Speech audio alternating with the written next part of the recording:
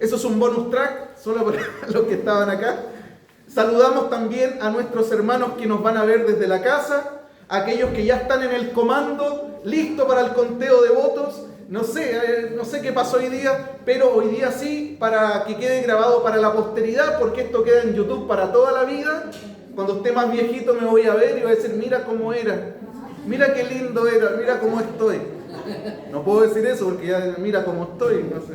Una arruga más y quedo ciego. Pero sí va a quedar de registro de que hoy día hay elecciones en nuestro país y que independiente qué candidato pase a segunda vuelta o quién sea electo para el próximo periodo en nuestro país, nuestra confianza está puesta en el Señor, nuestra vida, nuestra economía y nuestra esperanza no depende de gobiernos humanos, nuestra confianza está puesta totalmente en el Señor. Amén. No obstante, cumplimos con nuestro deber cívico, no solamente para zafarnos de la multa, sino que también para poder aportar en este proceso democrático. También tenemos algo que decir. Cada uno en lo particular tiene algo que decir. Y lo va a decir en un ratito más, o algunos ya lo hicieron, marcando una rayita en esa papeleta. Amén. Vamos ahora a la palabra del Señor. Yo le quiero pedir atención durante estos 30 minutos que tenemos por delante. Todo nuestro corazón, toda nuestra mente disponible. Ustedes ya saben a qué libro ir. Al libro de Hechos. Muy bien. Capítulo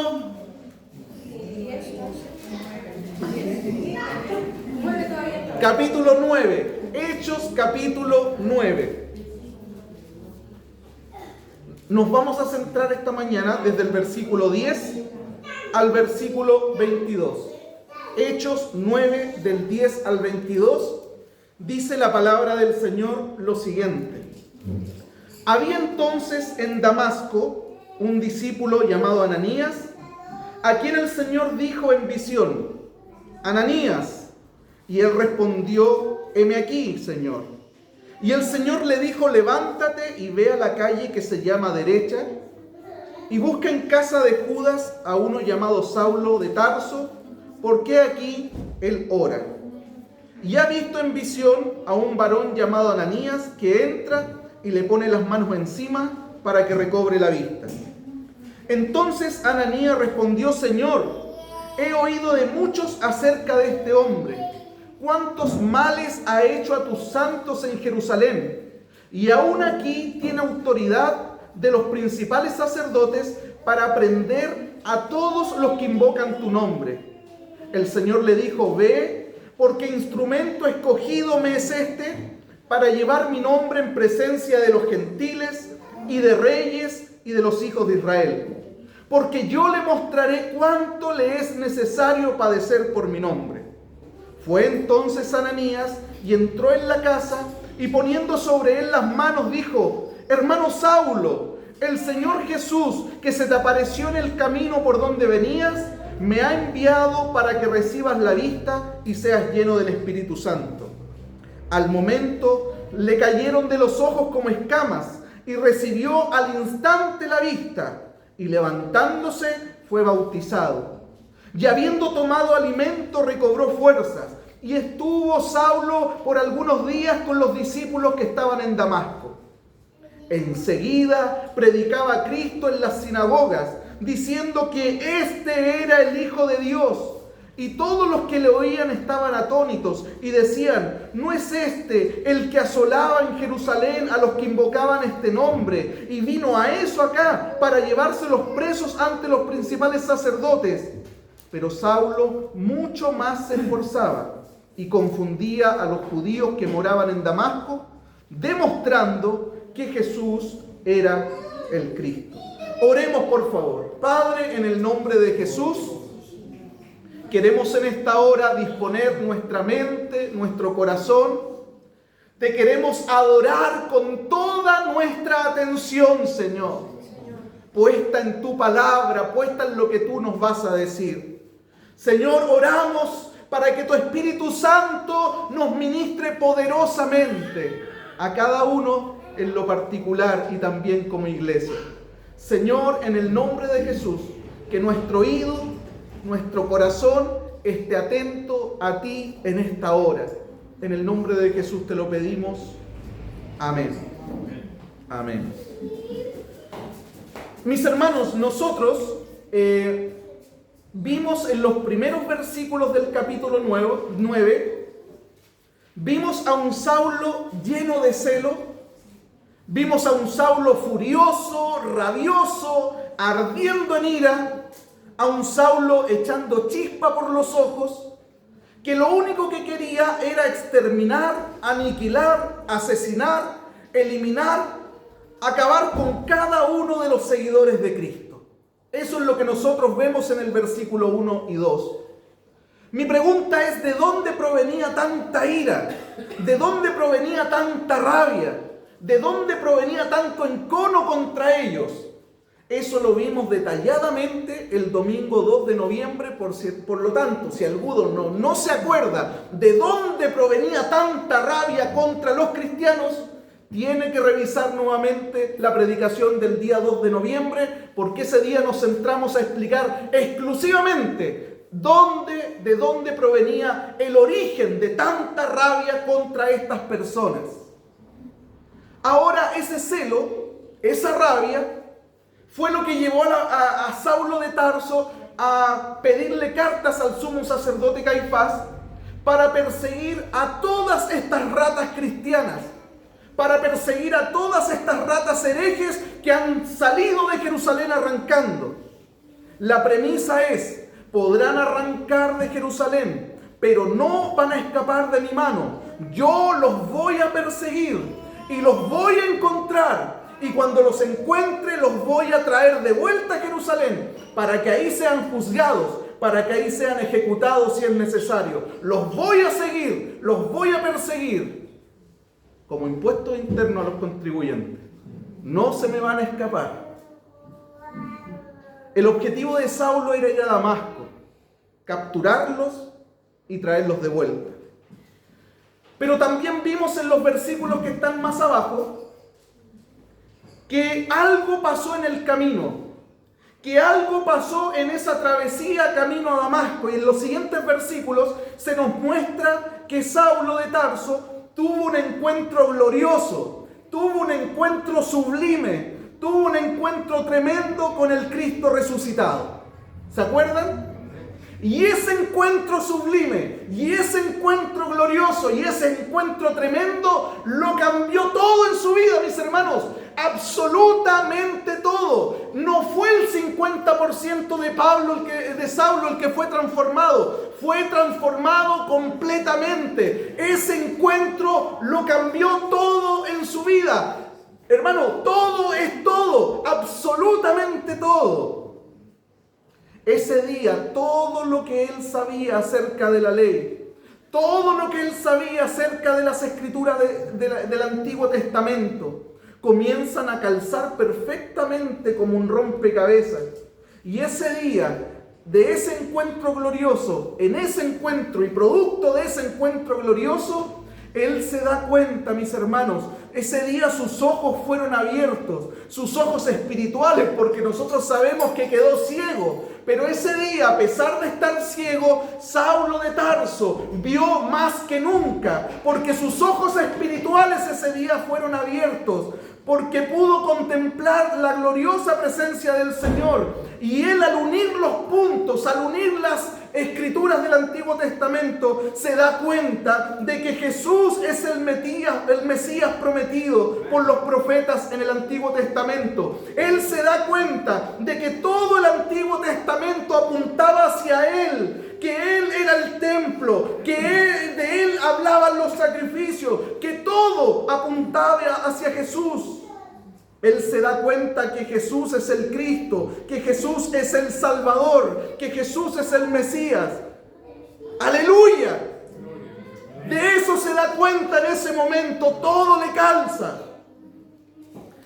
Así que lo que había comenzado como un viaje para sofocar, para asfixiar, para detener el avance del Evangelio, terminó siendo el momento en el que Saulo de Tarso cae rendido a los pies de Cristo. Y no solo eso, mis hermanos, de que cayó rendido a los pies de Cristo, sino que en ese preciso momento el Señor hace algo glorioso, toma el control de su vida. No solamente cayó, como muchos caen y se paran y siguen siendo los mismos. Ese día él cayó y en ese momento el Señor tomó el control de su vida. En el versículo 6 del capítulo 9 dice, Saulo le dice a Jesús: Señor, ¿qué quieres que yo haga? Y el Señor le dice: levántate y entra en la ciudad y se te dirá lo que debes hacer. Cristo tomó el control de su vida desde ese momento. Hermano, el que tiene que tener el control de tu vida no eres tú. Tú serás muy inteligente delante de los hombres. Podrás tener muchos títulos delante de los hombres que te valían delante de los hombres. Pero no estamos capacitados para conducir nuestra propia vida. El único que nos puede hacer apto para conducir nuestra vida es Él. ¿Quieres ser buena esposa, buen esposo? ¿Quieres ser buen padre? ¿Quieres ser buen amigo? ¿Quieres ser buen familiar? ¿Quieres ser buen trabajador, buen obrero, buena vecina? Eso lo hace el Espíritu Santo en tu vida, capacitándote para que seas bueno en todo. Nos conviene tenerlo a Él como centro. Nos conviene que Él tenga el control. Porque si Él tiene el control, vamos a ser buenos en todo, mis hermanos. Cuando nosotros tomamos el control de algo en nuestra vida, de algo, siempre dejamos la patada. Siempre dejamos la embarrada. Que el Señor tome el control de nuestras vidas, así como tomó el control de la vida de Saulo de Tarso ese día. Y ahí quedamos la semana pasada, ¿se acuerdan? El furioso perseguidor del versículo 1 y 2 lo encontramos como un gatito rendido a los pies del león de Judá. El furioso perseguidor de los versículos 1 y 2 lo vemos ahora cediendo el control de su vida completa a los pies de Cristo. Ahí quedamos, ¿se acuerdan? Leímos desde el versículo 10 en adelante porque la historia no termina. Mientras eso está pasando, a las afueras de Damasco, al interior de la ciudad, el Señor está preparando a Ananías, uno de sus seguidores, uno de sus discípulos, para poder recibir a Saulo en la ciudad. Los versículos 10 en adelante dicen lo siguiente: había entonces en Damasco un discípulo llamado Ananías, a quien el Señor dijo en visión: Ananías. Y él respondió: heme aquí, Señor. Y el Señor le dijo: levántate y ve a la calle que se llama Derecha y busca en casa de Judas a uno llamado Saulo de Tarso, porque aquí él ora. Y ha visto en visión a un varón llamado Ananías, es decir, a ti, que entra y le pone las manos encima para que recobre la vista. Hermano, ¿tú te puedes imaginar cómo tiene que haber estado en un estado de alerta el corazón de los discípulos en Damasco?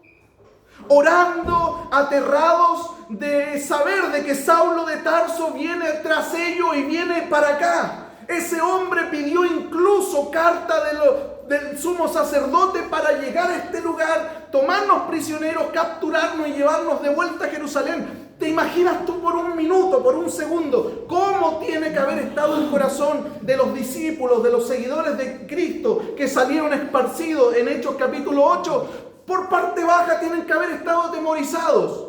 Por parte baja, a pesar de que ellos salieron desde Jerusalén predicando, aún así son seres humanos como nosotros, que nos dolemos, que nos atemorizamos. Ellos tienen que haber estado en un instante de aterrados, producto de que viene el perseguidor hacia acá.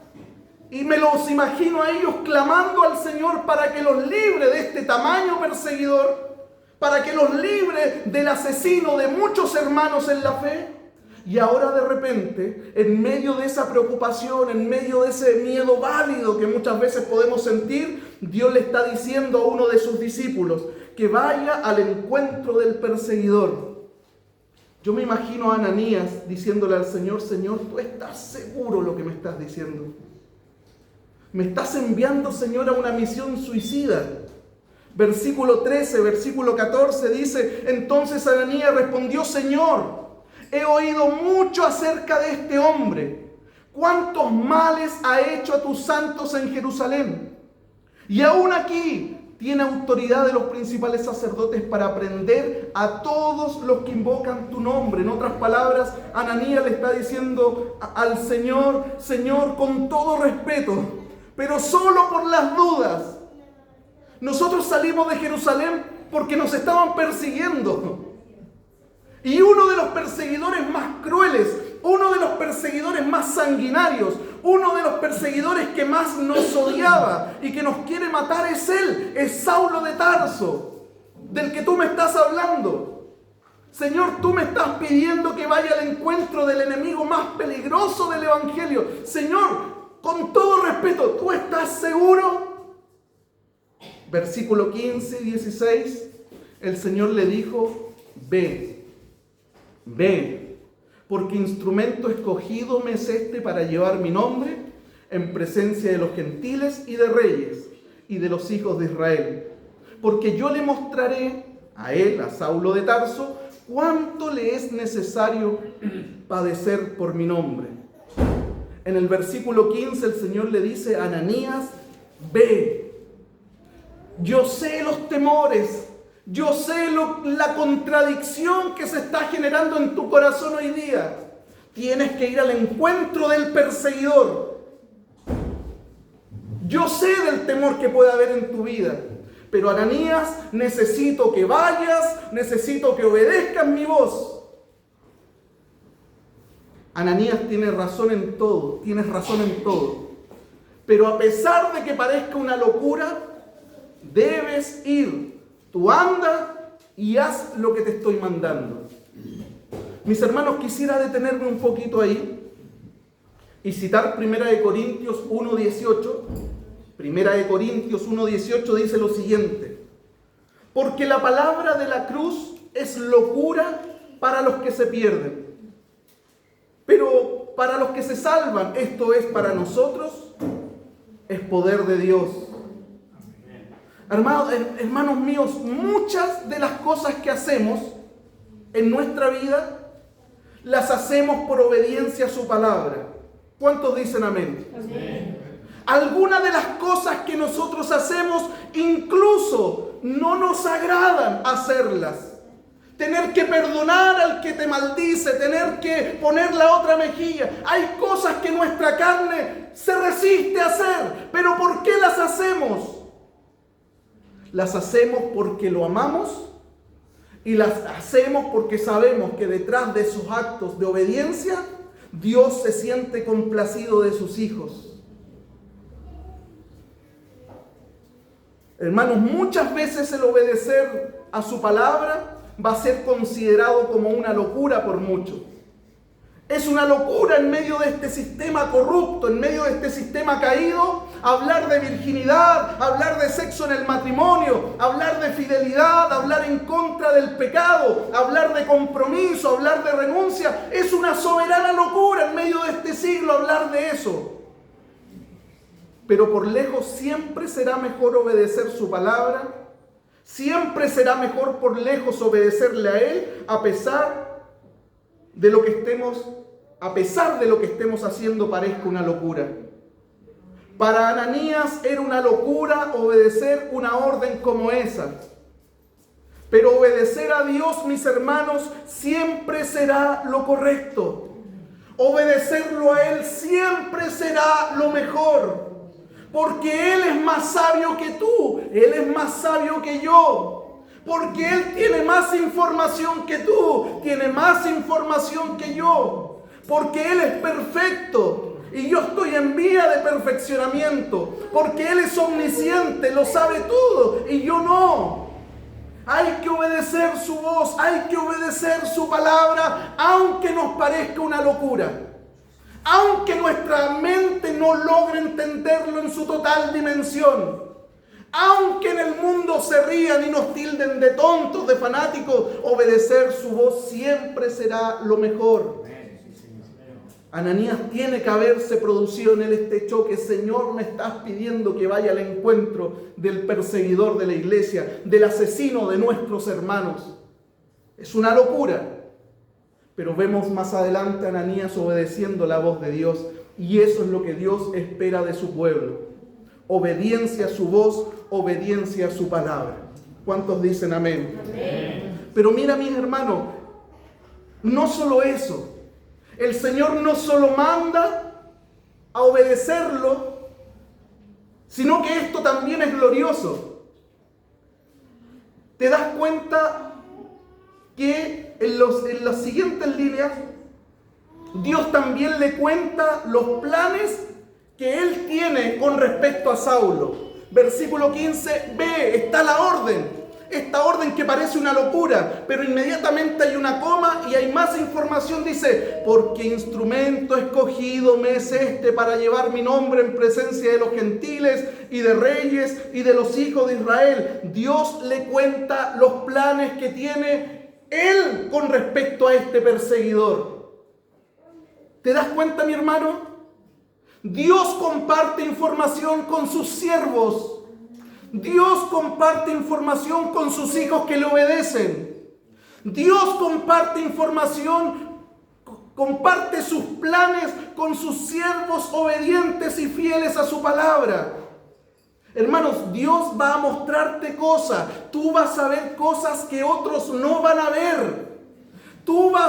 Dios te va a confiar, te va a contar cosas, te va a decir cosas que a otros no les va a contar, que a otros no les va a decir. Y eso no es porque tú seas mejor que el otro o porque los otros sean malos. Estamos hablando de hijos.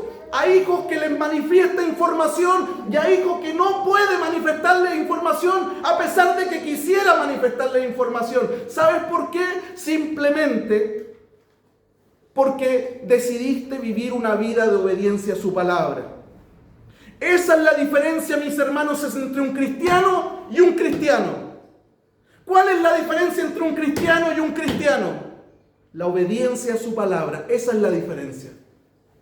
Hay cristianos que han decidido poner su vida y el control de su vida completamente a los pies del Señor. Bueno, prepárate. Dios va a comenzar a decirte cosas, a manifestarte cosas que a otros no les va a poder contar ni decir. Sola, no porque tú seas favorito, no porque tenga privilegiado dentro de su reino, sino porque tú has decidido poner tu vida en las manos de Él y ser leal a su palabra, obediente y fiel a ella. Solamente por eso.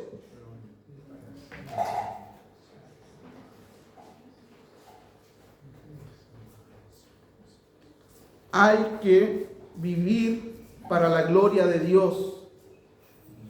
Si no se ha dado el paso todavía de vivir no para tu gloria, no para satisfacción personal, sino para la gloria de Él, mis hermanos, este es el día, este es el momento, es la hora que hay que dar ese paso. Tenemos que comenzar a vivir para su gloria, y el vivir para su gloria es vivir de acuerdo a su palabra. Hay que dar el paso ahora. Hay que dar el paso ya, no hay que esperar más tiempo. Los más chicos no tienen que esperar crecer para ser leales y obedientes al Señor. Los que están solteros no tienen que esperar casarse para ser leales y obedientes al Señor. Los que están casados no tienen que esperar que se les muera la señora, los hijos, para empezar a ser leales y obedientes al Señor. Es el momento ahora de comenzar a vivir para la gloria del Señor. Que nada de este mundo, que nada de esta vida sea más importante que vivir para la gloria de Él. Versículo 15, versículo 16. Ve, porque instrumento escogido me es este para llevar mi nombre en presencia de los gentiles, de reyes y de los hijos de Israel. Y le agrega más información en el versículo 16. Porque yo le mostraré a Saulo de Tarso cuánto le es necesario padecer por mi nombre. De paso, la idea del versículo 16 no es que Dios iba a cobrarle revancha o que iba a castigar a Saulo de Tarso por todo el daño causado a esa iglesia. Hay gente que piensa que el versículo 16 es la venganza de Dios contra Saulo. No es la venganza de Dios contra Saulo, el versículo 16. Lo que el Señor le está diciendo a Ananías a través del versículo 16 es que el sufrimiento es parte integral del ministerio. ¿Cuántos quieren servir a Cristo en esta iglesia? Hermano, tú tienes que saber que el padecimiento, el sufrimiento es parte del servicio. Van de la mano. No van separados. Y lo que le está diciendo el Señor a Ananías, mira,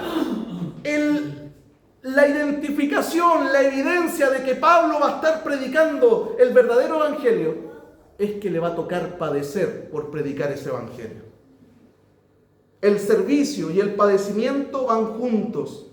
El Salmo 126 dice: irán dando y llorando el que lleva la preciosa semilla, mas volverá con gozo trayendo la gavilla. Mis hermanos, el regocijo del servicio va acompañado del padecimiento.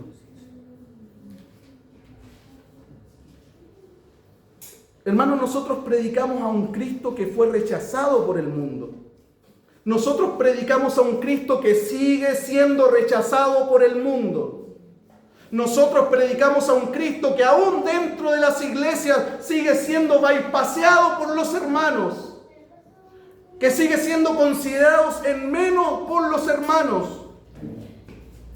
Si eso no es así, o si eso es así, nosotros no podemos esperar que el mundo nos aplauda por predicar el evangelio. Hermanos, para el mundo tú y yo somos unos desquiciados. Para el mundo tú y yo somos unos intolerantes, somos unos tontos. Para el mundo tú y yo, porque hemos decidido seguir a Cristo y confiar en Él plenamente, somos seres despreciables, somos fanáticos, somos retrógrados, somos unos pobres idiotas por poner nuestra fe y nuestra confianza en Él. Lo que el Señor le está diciendo a Ananías es que una prueba o evidencia, insisto, de que Saulo estará predicando el verdadero evangelio, es que él tendrá que sufrir, que tendrá que padecer, al igual como están padeciendo ellos, al igual como están sufriendo ellos en medio de la persecución que comenzó en Hechos 8. Hermano, si tú estás padeciendo por la causa de Cristo, no producto de tu pecado o de tu desobediencia, mi hermano, estás en el camino correcto. El padecimiento va de la mano del llamado, va de la mano del servicio del Señor. Si tú quieres saber cuánto sufrió Pablo por predicar el evangelio, te recomiendo leer en la casa 2 de Corintios capítulo 11. En 2 de Corintios capítulo 11, del versículo 16 al 33, te vas a dar cuenta de todo lo que Pablo tuvo que padecer por la causa de Cristo. Y ahora, mis hermanos, para no irme del tema, ¿qué pasó con Ananías? Porque esa fue la instrucción de Dios. Ve y le cuenta a él cosas que él tiene preparadas para el perseguidor. Le cuenta el ministerio que tiene para el perseguidor y le cuenta también que le va a tocar padecer producto de este llamado y de este ministerio. Pero ¿cómo reacciona Ananías? No tenemos todavía su reacción. Ananías obedeció y fue a encontrarse con Saulo. Y lo mejor de todo es que lo recibe con gracia. Recibe al perseguidor con amor. Versículo 17, mira lo que dice. Fue entonces Ananías y entró en la casa, y poniendo sobre él las manos dijo: hermano Saulo, el Señor Jesús, que se te apareció en el camino por donde venías, me ha enviado para que recibas la vista y seas lleno del Espíritu Santo. Al momento le cayeron de los ojos como escamas y recibió al instante la vista, y levantándose fue bautizado. Y habiendo tomado alimento, recobró fuerzas. Mis hermanos, Ananías no tenía ninguna duda de que Jesús fue el que se le apareció a Saulo mientras venía camino a Damasco. Por eso cuando se encuentra con el perseguidor, le dice: hermano Saulo. Ahora Ananías ve como un hermano en Cristo a Saulo y no como un enemigo. Ananías ora por él, le impone las manos y al instante, mis hermanos, al instante, Saulo recobró la vista, es bautizado en el Espíritu Santo, gloria al Señor. Al instante lo recibió con gracia, lo recibió con amor, no como un enemigo de la iglesia, sino como parte de la iglesia ya, hermano Saulo. Es como que hubiésemos mandado a un judío, que el Señor le hubiese dicho, anda donde Hitler y ora por él, recibe. Tremenda locura. Hermano Hitler, hermano Saulo. Mira, hermano, el que más tarde, estoy hablando del apóstol Pablo, sería considerado como uno de los más grandes e influyentes predicadores del Evangelio. El que más tarde sería considerado como el más grande teólogo que ha tenido la iglesia cristiana a través de los siglos. El que más tarde sería el hombre usado por Dios para escribir casi el 50% del Nuevo Testamento, 13 de los 27 libros. El que más tarde sería un hombre usado para la gloria, con gloria y el poder de Dios en medio del mundo gentil, para que muchos llegaran al conocimiento de la verdad, tenía que formar parte de una iglesia local como cualquier cristiano. Tenía que vivir en comunidad como cualquier cristiano. Tenía que ser bautizado como cualquier cristiano. Tenía que ser discipulado como cualquier cristiano. Piensa esto, mi hermano, Cristo pudo haberle revelado todo a él, a Saulo directamente, decirle lo que vas a hacer, cómo lo vas a hacer, pero no lo hizo así. Porque Dios no trabaja ni avala a los llaneros solitarios. Dios lo incorporó en medio de la familia de la fe. Lo incluyó a la comunidad de fe, a la iglesia, como cualquiera de sus hijos. Y ahí le hizo saber por medio de Ananías todo lo relacionado con el ministerio que Dios tenía para él. Versículo 19. Estuvo Saulo por algunos días con los discípulos que estaban en Damasco. Mira, mi hermano, el que había llegado a Damasco con el propósito de acabar con los cristianos, ahora lo vemos siendo parte de la comunidad cristiana. Amén. Gloria al Señor. Él iba a Damasco a otra cosa. Él iba a Damasco a otra cosa. Nosotros sabemos a lo que iba. Pero ahora lo vemos en el capítulo 9 con los hermanos. Escuchando a los hermanos. Siendo formado por los hermanos. Gloria al Señor. Los hermanos lo hicieron parte del cuerpo. ¿Y qué hizo Saulo? Comenzó a dar frutos dignos de arrepentimiento. Versículo 20. Enseguida predicaba a Cristo en las sinagogas, diciendo que éste era el Hijo de Dios. Y todos los que oían estaban atónitos y decían, ¿no es este el que asolaba en Jerusalén a los que invocaban este nombre? Y a eso vino acá, para llevarlos presos ante los principales sacerdotes. Pero Saulo mucho más se esforzaba y confundía a los judíos que moraban en Damasco, demostrando que Jesús era el Cristo. Mis hermanos, ¿ustedes se acuerdan que Saulo había memorizado grandes porciones de las Escrituras desde pequeño? Y que ahora sus ojos espirituales habían sido abiertos para entender las Escrituras que él solamente entendía de memoria. Ahora él entiende que Jesús es el Mesías prometido. Él entiende que Jesús es el Hijo de Dios. Él entiende que Jesús es el Salvador. Por lo tanto, nadie lo podía callar, mis hermanos. Nadie lo podía callar. Él lo tenía que decir, y a todos. Jesús es el Señor, Jesús es el Mesías prometido, Jesús es el Hijo de Dios, solo en Él hay salvación. A todos se los tenía que contar. De paso, notemos esto, que es muy importante, porque a pesar de su experiencia extraordinaria, a pesar de su experiencia sobrenatural y gloriosa vivida camino a Damasco, Saulo nunca centró su discurso en él, sino que siempre su discurso estuvo centrada en la persona correcta. Dice el versículo 20, que predicaba a Cristo. No a él, no su testimonio, él predicaba a Cristo. Y cuando citó su testimonio en algún momento frente al rey Agripa o frente a los judíos, fue para demostrar que Cristo es el Señor y no para engrandecerse Él, porque el centro del mensaje del Evangelio es Cristo. De eso se trata la verdadera predicación, mis hermanos. Demostrarle al mundo cómo Cristo es revelado en las Escrituras como Dios viniendo a este mundo para liberarnos de nuestros pecados. Jesús es el centro de nuestra predicación. Jesús debe ser el centro de la predicación de toda iglesia que se dice cristiana. Pero no pasó mucho tiempo, mis hermanos, para que esta historia diera otro giro inesperado. Porque ahora el cazador en el siguiente versículo se va a convertir en presa.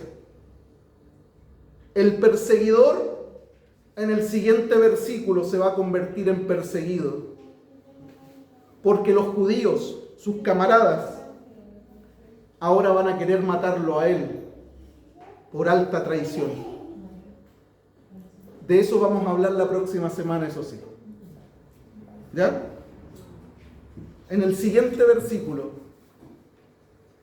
el cazador se va a convertir en presa, el perseguidor se va a convertir en perseguido, pero de eso vamos a hablar la próxima semana. Quiero cerrar este momento con 3 cosas a modo de resumen. Número 1, mis hermanos, no hay nadie tan duro como para no poder ser tocado por la mano del Señor. El perseguidor, más cruento y sangriento, como gatito ante los pies del león de Judá.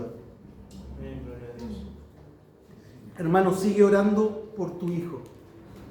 Sigue orando por tu hija. Hermano, sigue orando por tu esposo. Sigue orando por tu esposa.